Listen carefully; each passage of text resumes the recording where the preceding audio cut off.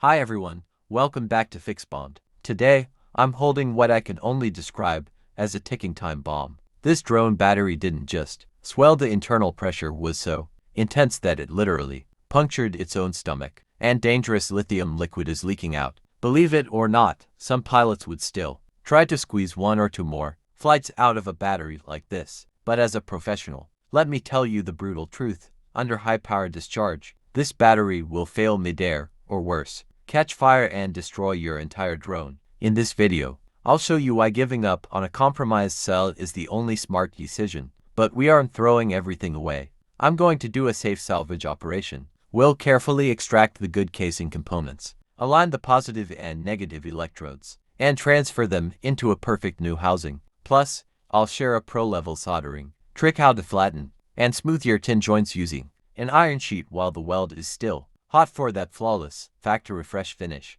If you want to learn the thin line between saving your gear and risking a fire, let's dive in.